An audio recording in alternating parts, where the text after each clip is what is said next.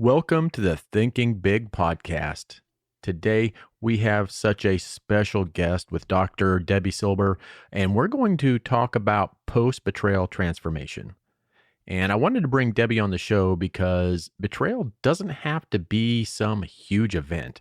We have betrayal in our everyday life, at work, at home, and it can absolutely eat us up if we don't deal with it.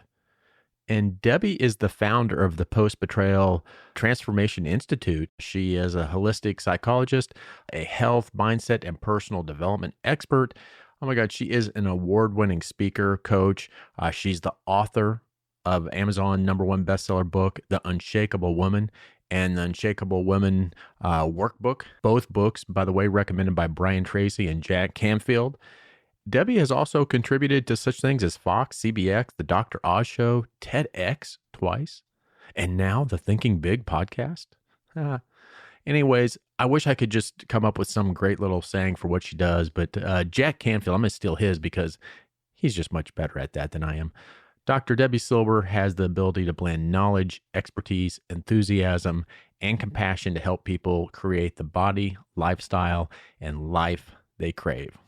Oh, that's odd. See, I could not come up with that. So today we are going to be thinking big physically, mentally, and emotionally.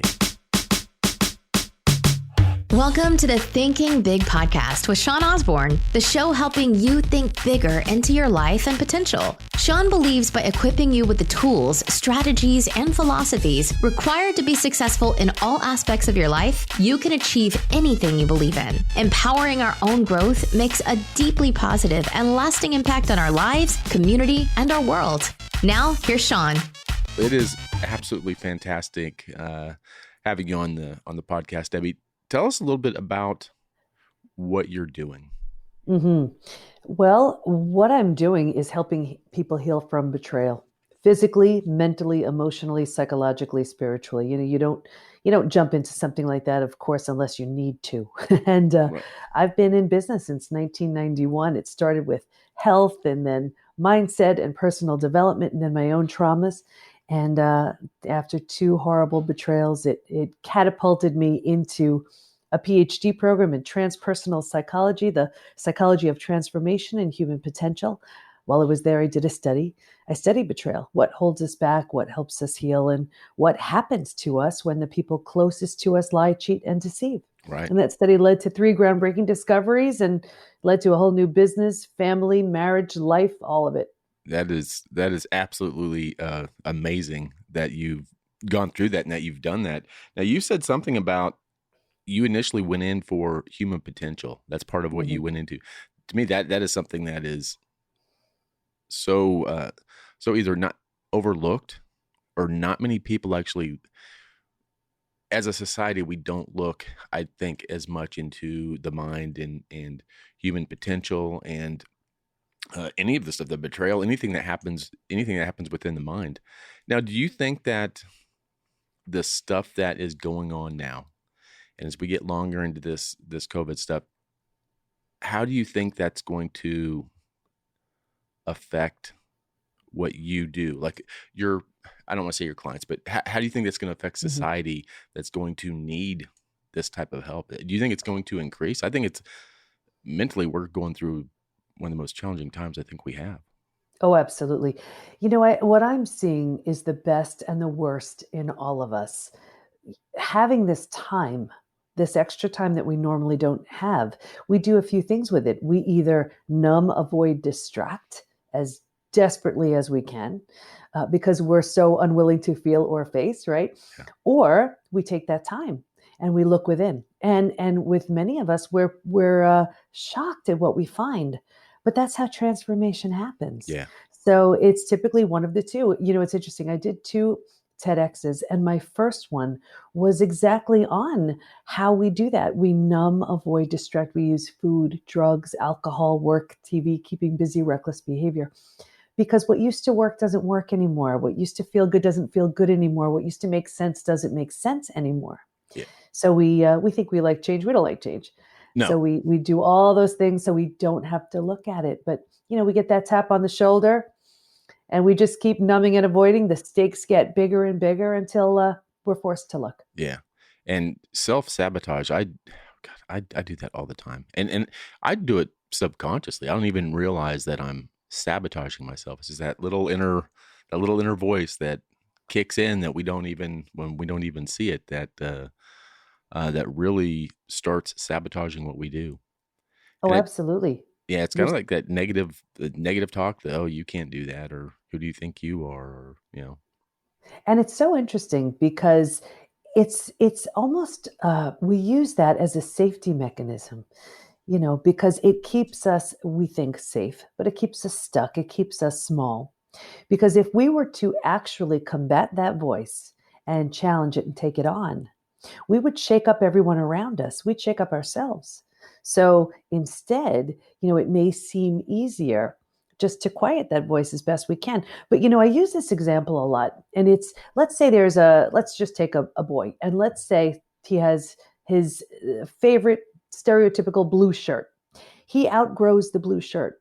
The blue shirt doesn't become bad. He's just outgrown it. And that's what happens with us. We're ready for something new. We're ready to play a much bigger game. And we're using those things because we're venturing into new and unfamiliar territory. right. Yeah, that is a great way to look at it. That is. Now, from a betrayal standpoint, Mhm. how how does betrayal affect us, do you think? I mean, how does Oof. it feel? What is it? Because I've gone through that, but I don't think Mhm. to near the magnitude that some people have. Yeah, the way it works is the more you trusted, the more you depended on that person, the bigger the betrayal. So, for example, a child who's completely dependent on their parent, let's say, that parent does something awful, that's going to have a greater impact than, let's say, your coworker taking credit for your idea, right? It's still a betrayal, but not to the same level. And what happens is the more time, the more trust, the more heart, the more sacrifice, the bigger the betrayal. And the ones I had been through, it was my family. And you know how the universe works. If you don't quite learn the lesson you were meant to learn, you get more opportunities.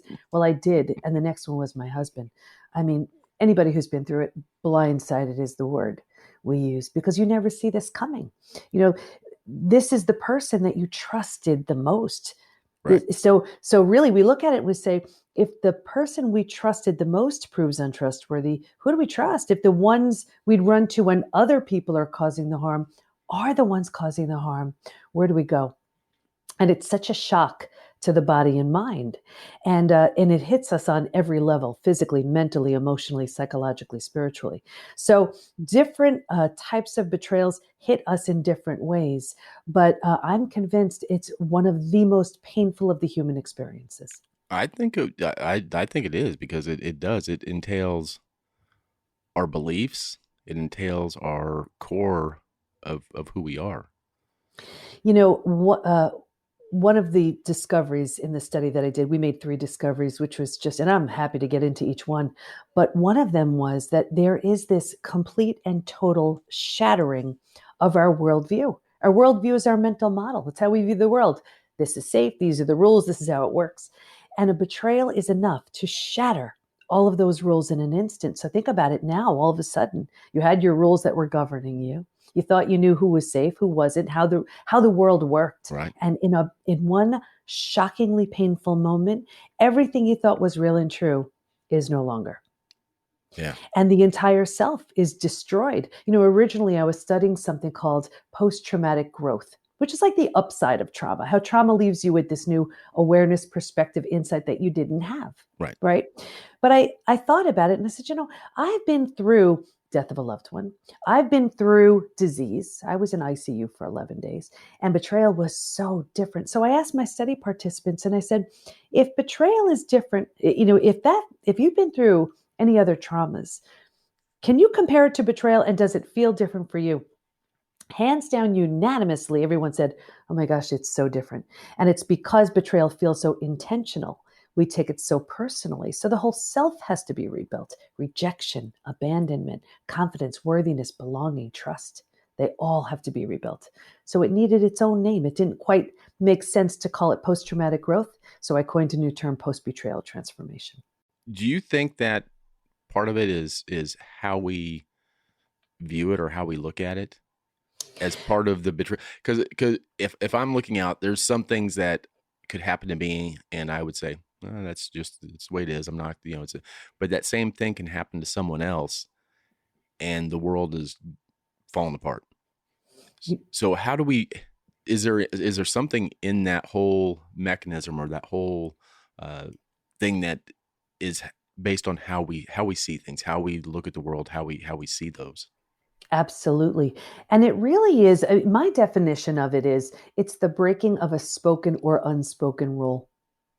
And every relationship has rules. I mean, think about it. We sort of had a rule that I was going to meet with you today. We were going to have a conversation. And if I didn't show up on some level, I would have betrayed you. I'd Now, have been chances are pissed.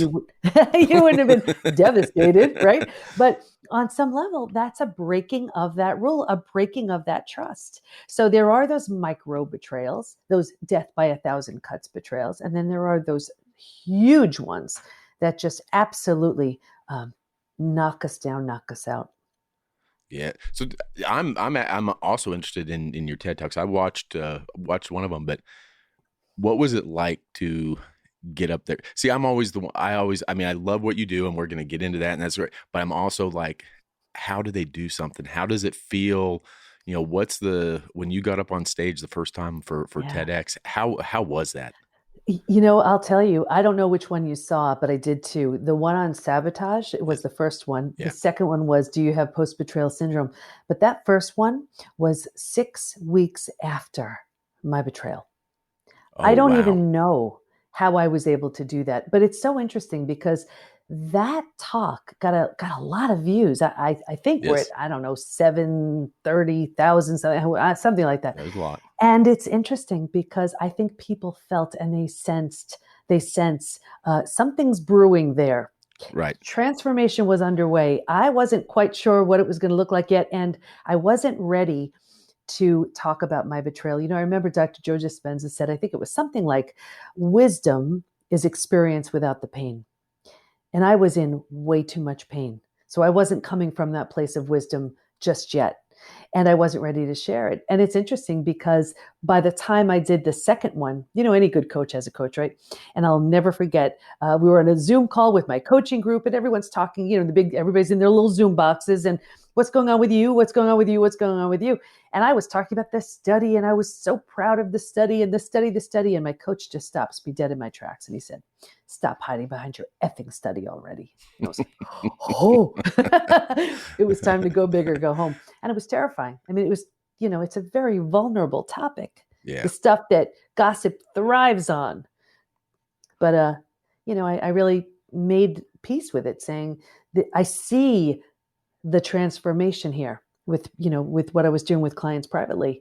And if I can do that privately because they see what I'm doing with what this discovery showed and I'm implementing it and it's working, how do I keep it to myself? So, all right, judgment's going to come, but what are you going to do? Yeah. Well, that's why I asked.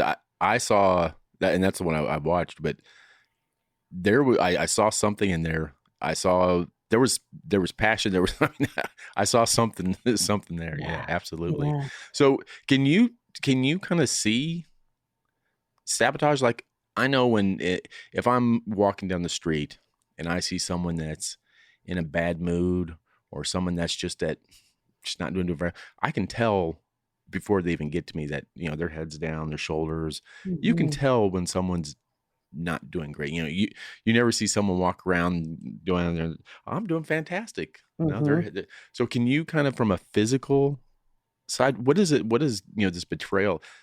To me, God, it's got to be just so crushing. Mm-hmm. What does it do to you physically? I'll give you the typical profile of the men and women we see who walk through our doors every single day, right? Let's call her Sue. Before she says a word, you can feel her stress, her anxiety, right, her sadness, her pain. It's palpable. She can't sleep, so she's taking something to help her get to sleep. She's exhausted, so she's using sugar and caffeine for energy. Because of that, she's putting on weight, particularly around her midsection. She's so anxious, she can't focus. So she goes to her doctor who prescribes mood stabilizers or anti-anxiety meds to help her get through her day. Or she's just drinking on her own, eating. anything to numb, avoid, distract. Her nerves are frazzled. She's on edge. So how is she supposed to manage her day, raise her kids, go about her business? Her world just collapsed. And not only that, she's ignited the stress response. So now she's also headed for every single symptom, illness, condition, disease. And, there is this, that was one of the other discoveries. There's this collection of symptoms so common to betrayal. It's known as post betrayal syndrome. I mean, it almost leaves nothing untouched. And so imagine you're walking around in that state, in this state of anger, sadness, rage, confusion, exhaustion, physically, all of these symptoms. And you're supposed to put your life back together, So it's an easy way to see why someone would choose food, drugs, alcohol, whatever. Right. But what we see is in the 5 stages of betrayal, that was the third discovery. There are 5 stages. That's a typical stage 3. And that's where people stop and they resign themselves to thinking, oh, this is as good as it's going to get. I may as well just find a way to make this work. So they're not happy with their bodies, with their health, with their level of relationships, with their income, with their work. But they think that's as good as it's getting. I see it all the time. And over time, how does that? Because I see people that I would imagine have gone through that. I know that they're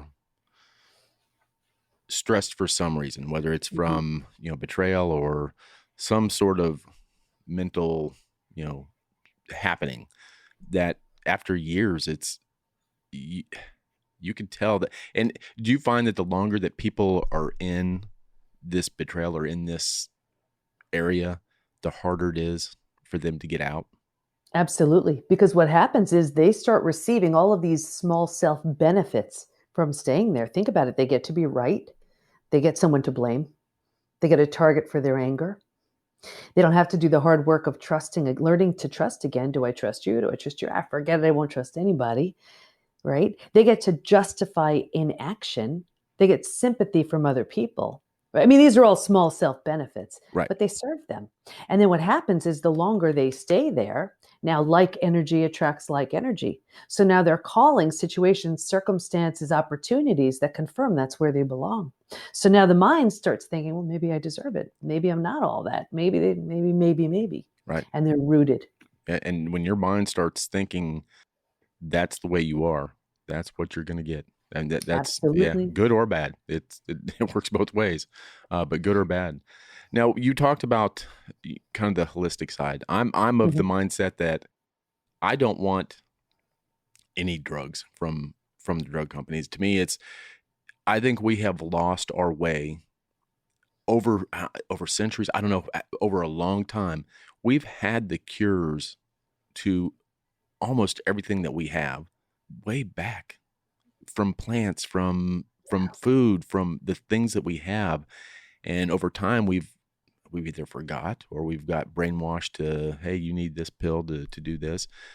Your stuff is all holistic stuff, and how do you see holistic stuff coming into this type of an environment? Kind of a clinical, to me, it's kind of a clinical environment where generally you would see people try to get you on uppers, downers, whatever they call them, to try stabilizing your mind.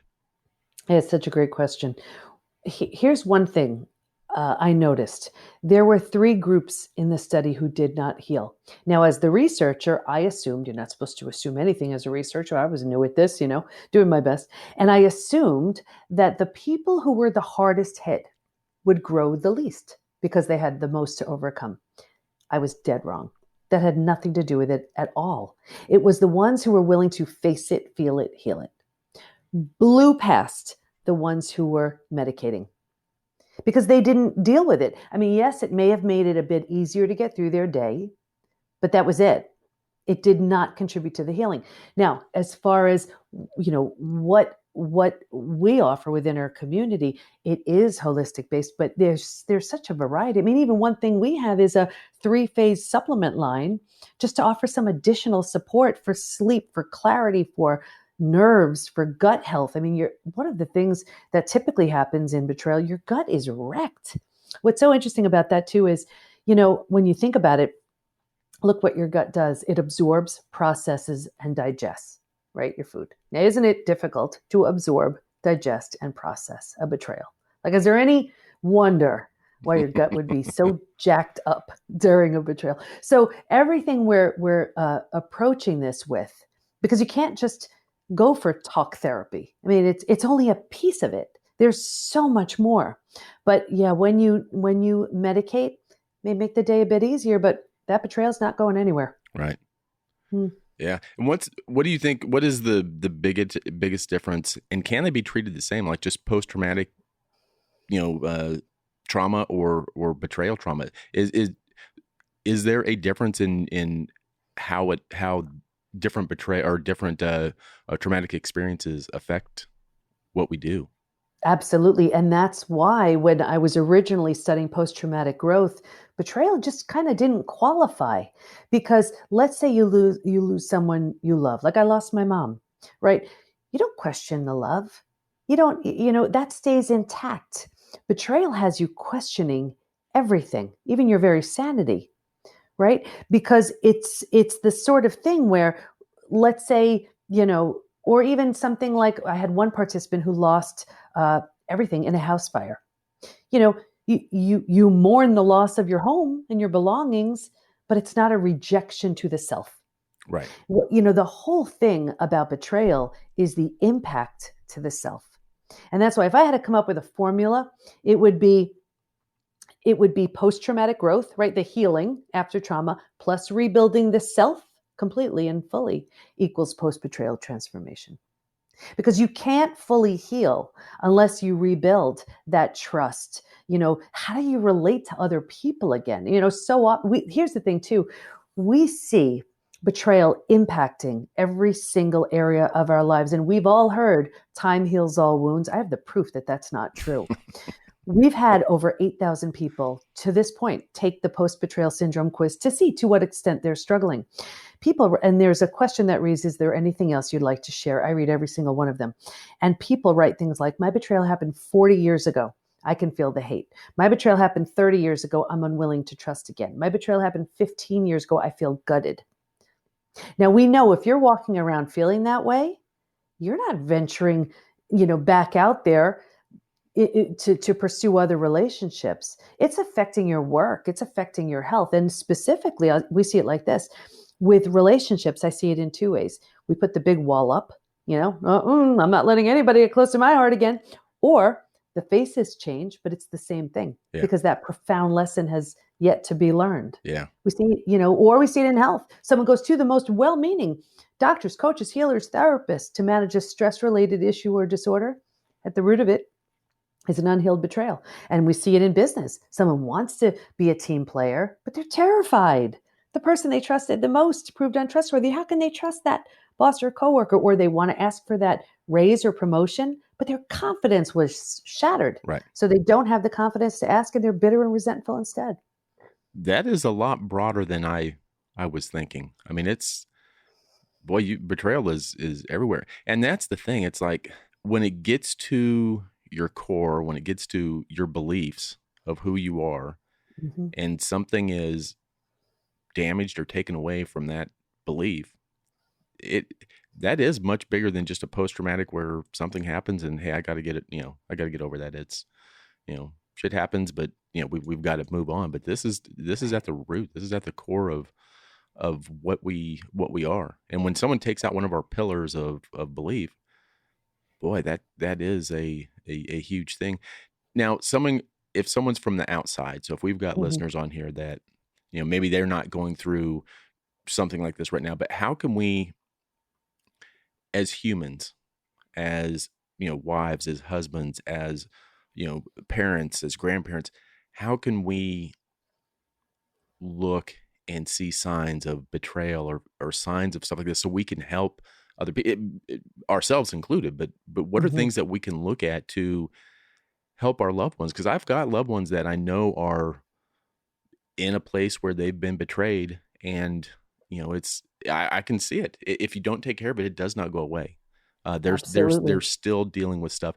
It might be in different ways, like they might have changed vices, but they're still going down that same path, whether one time it was, drugs or alcohol, now it's food, but they're still, and I can still see the vices being done just differently.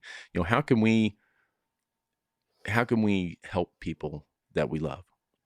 Well, you can let them know they're stuck in a classic stage 3, but they're not going to know what you're talking about. Yep. But out of the 5 stages of betrayal, that's exactly where they are. The first thing is awareness. You can't change anything you're not aware of. Right. It's interesting because someone interviewed me a couple of weeks ago and he said, well, Debbie, I really haven't been betrayed. I'm like, that's fine. Not everybody has. And we start talking about it. And he says, oh my gosh. He goes, it's really interesting. When I was little, my brother used to always take my toys and he used to always break them. And I remember getting this amazing toy and he said, can I play with it? And I said, no, because you're going to break it. And he's like, no, I really won't. And he's like, fine. And he takes it. 2 seconds later, he breaks the toy. He goes, do you know I'm 36? I don't let anybody touch my stuff. That's an unhealed betrayal, right? So you want to see, how are you acting? Where's that coming from? Where's it coming from? What's the fear behind it? What's the reason behind it? Because you'll know. I mean, even when someone is numbing, avoiding, distracting, so often an unhealed betrayal is at the root of that. So you just want to get really, really clear.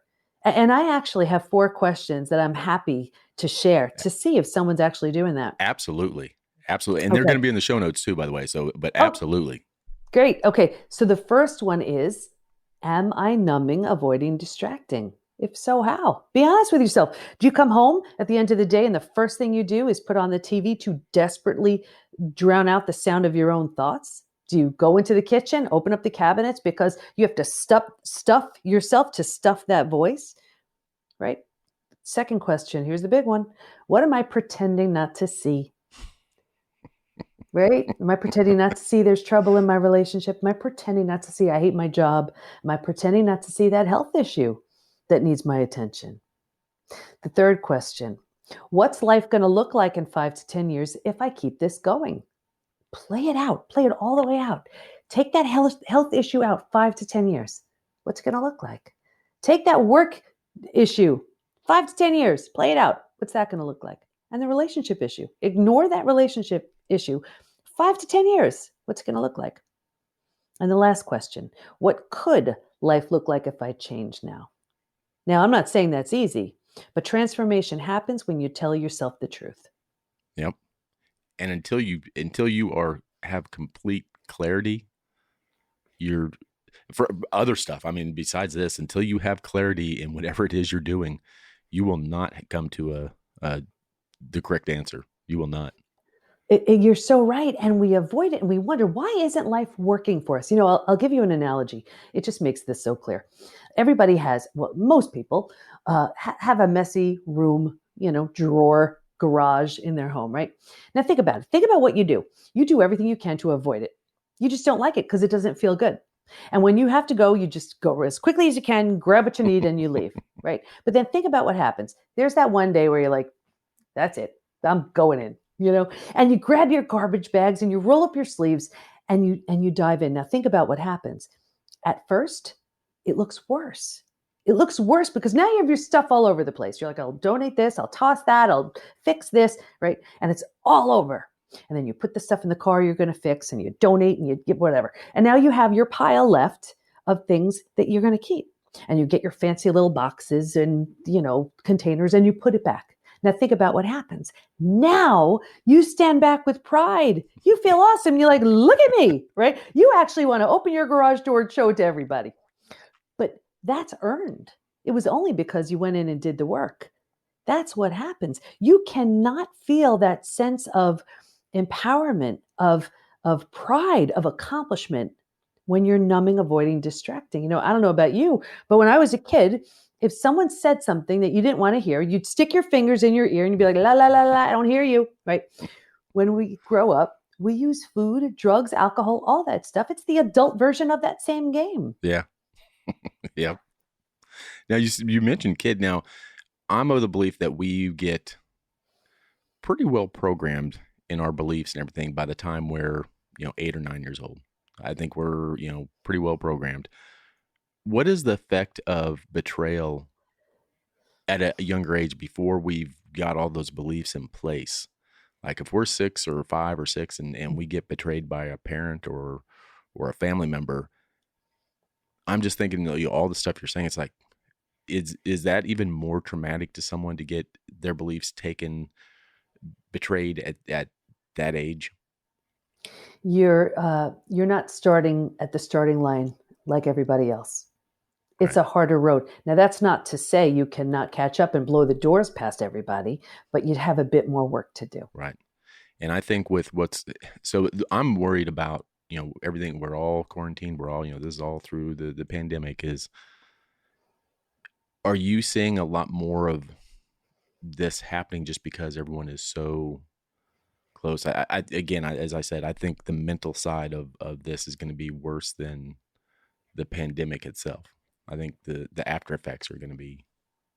It's very challenging because think about it. I mean, there are so many people who are quarantined with their betrayer. I mean, if that's not torture right there, That, yeah. right? So, what's that like? And then there are financial issues. So as if the betrayal, wasn't bad enough, now they're dealing with that on top of it. So it's confronting everyone with their deepest, darkest demons. Right. And betrayal is one of those things that it absolutely shatters your heart, your mind. Everything has to be completely and totally rebuilt.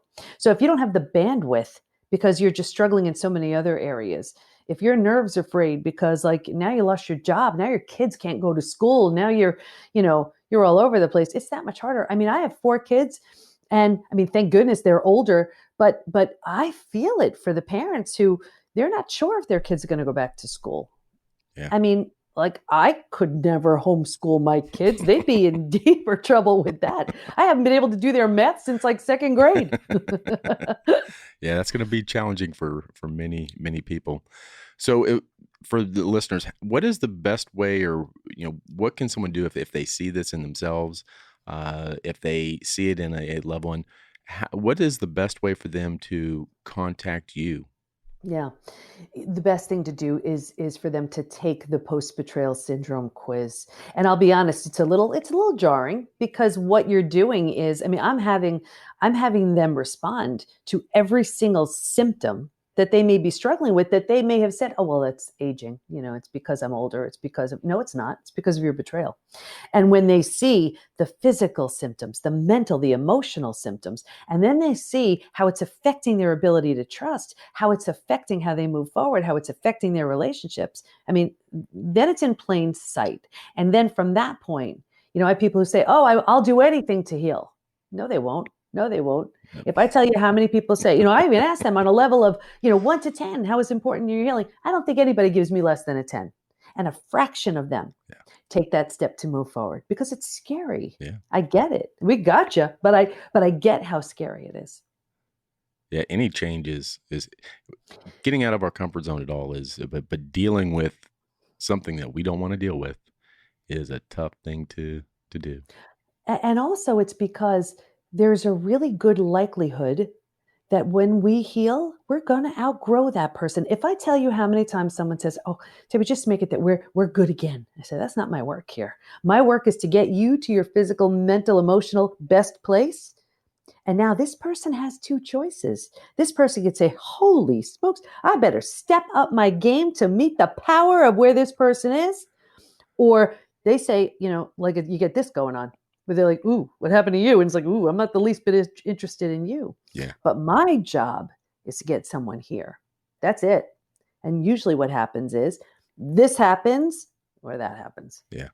And I think that holds a lot of people back, that not wanting to get, whether they want to fix themselves or they want to get better and physically, mentally, if they even subconsciously think they're going to lose that other half, that's not going to grow with them. I see that in other areas besides this, but yeah, that's a big holdup for many, many people. It's so huge, and I gave this, you can see I'm big on analogies. I gave this analogy in the second TEDx, and this was about the analogy of, I used the example of a house.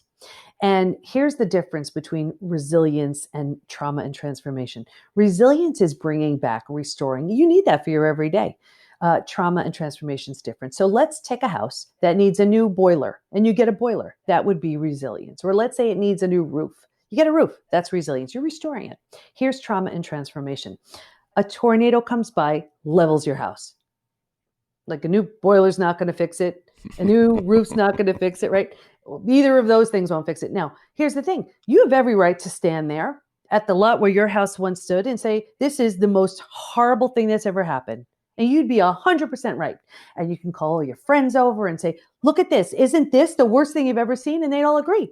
And you don't have to do anything but cry and kick and scream and mourn the loss of your house until your last breath. However, if you choose to rebuild your house, you don't have to, but if you choose to, there's nothing there. Why would you build the same house? Right? That's what trauma allows.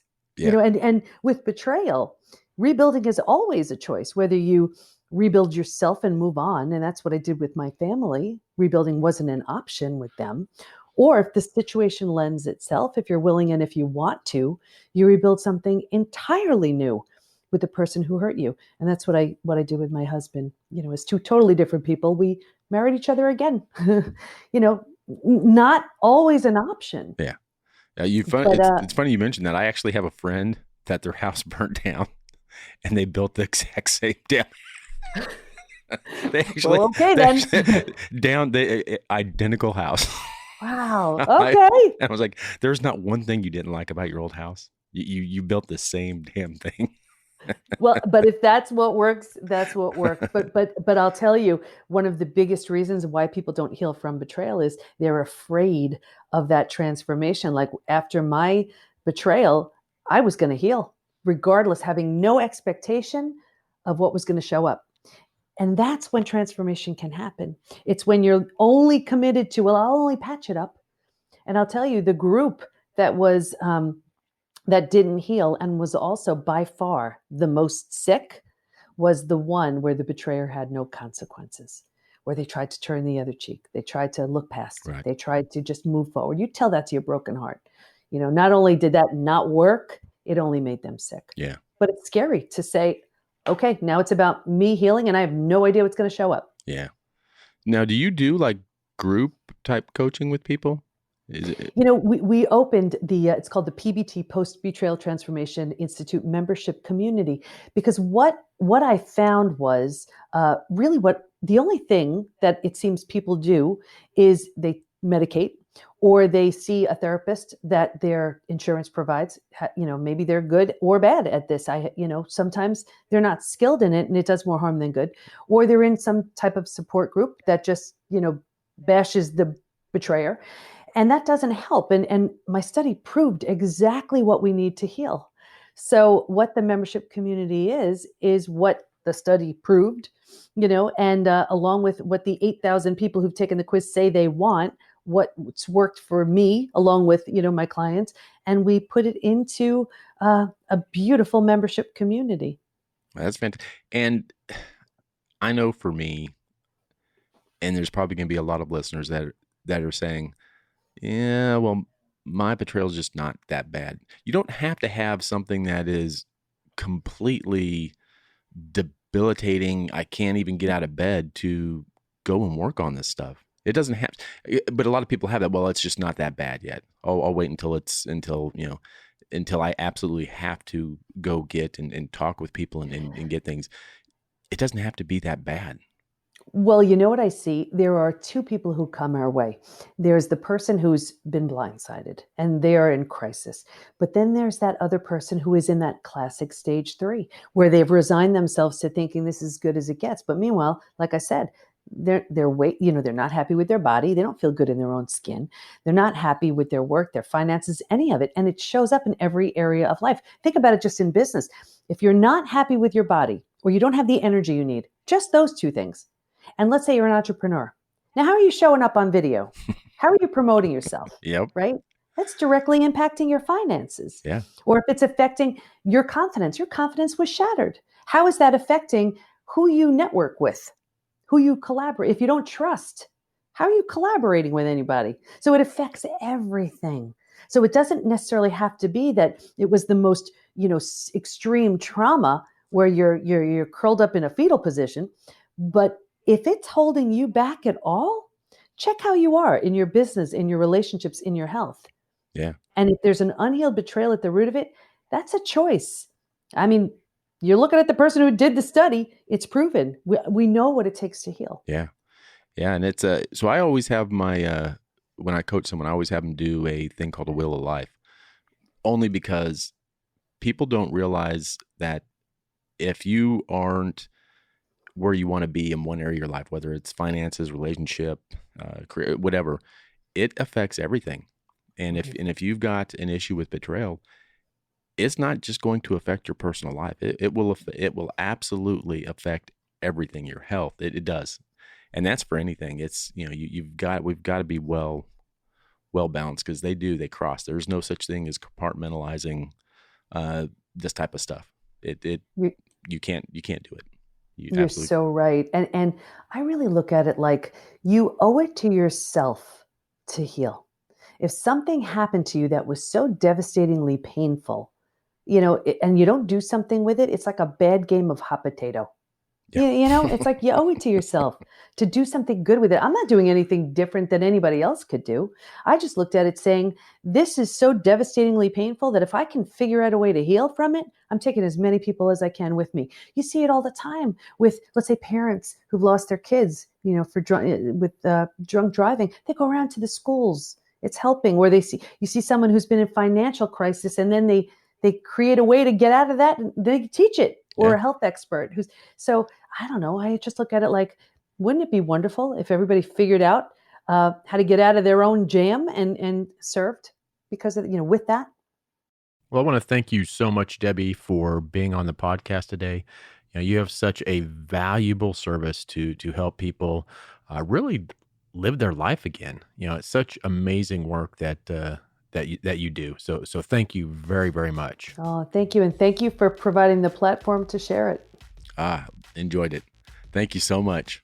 Wow. Wasn't that amazing having Debi on the podcast today? Man, she has so much to offer and help so many people. And I want to make sure everyone, go to the show notes. I'm going to have all of her contact information to get in touch with her, to go to the pbtinstitute.com. Take her quiz. She's got a fantastic, she mentioned it in the show, but she's got a fantastic quiz that you can take. And there's just so much information up there for you. So again, thank you so much for being on the show, Debi. And everybody, remember, always think big.